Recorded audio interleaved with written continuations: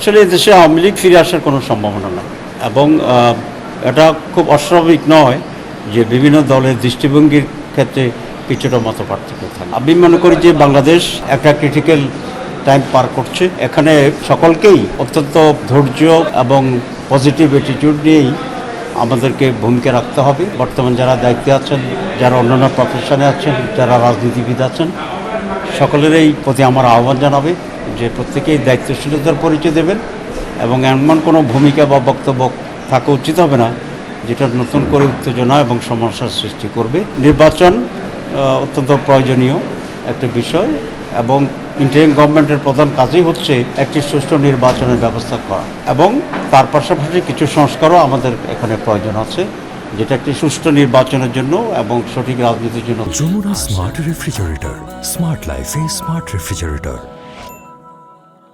আমি মনে করি বর্তমান ইন্টারিম গভর্নমেন্ট যে রিফর্মস কমিটি করেছেন ইতিমধ্যেই তাদের সাথে সব স্টেক হোল্ডারদের মত বিনিময় হয়েছে প্রথম ফেজে। ওরা অতি তাড়াতাড়ি সেকেন্ড ফেজে করে একটা কনসেনসাস তৈরি করবেন এবং সেটার ভিত্তিতে যথাশীঘ্র সম্ভব নির্বাচন অনুষ্ঠান করা, এটাই তারা ব্যবস্থা গ্রহণ করবেন। এটা তাদের প্রতি আমাদের আহ্বান।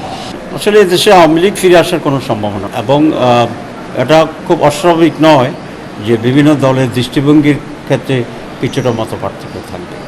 আমি মনে করি রাজনৈতিক দলগুলো, বিশেষ করে মেজর পলিটিক্যাল পার্টিগুলো, তাদের ভিতরে পারস্পরিক আলোচনা হওয়া দরকার এবং এই আলোচনার ভিত্তিতেই একটা কমন জায়গায় যাতে আমরা আসতে পারি সেই উদ্যোগটি কাউকে না কাউকে নিতে হবে। আমরা তো খুব পরিষ্কার করে বলেছি যে সরকার যদি ডিসেম্বরের ভিতরে নির্বাচন অনুষ্ঠিত করতে পারে, জামাতের পক্ষে কোনো আপত্তি নেই।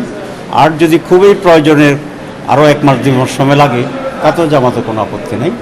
তবে সরকারের উচিত একটা সুনির্দিষ্ট রোডম্যাপ দেওয়া এবং আমরা 2টা রোডম্যাপ চেয়েছি, একটা হচ্ছে নির্বাচনের রোডম্যাপ আর হচ্ছে সংস্কারের রোডম্যাপ।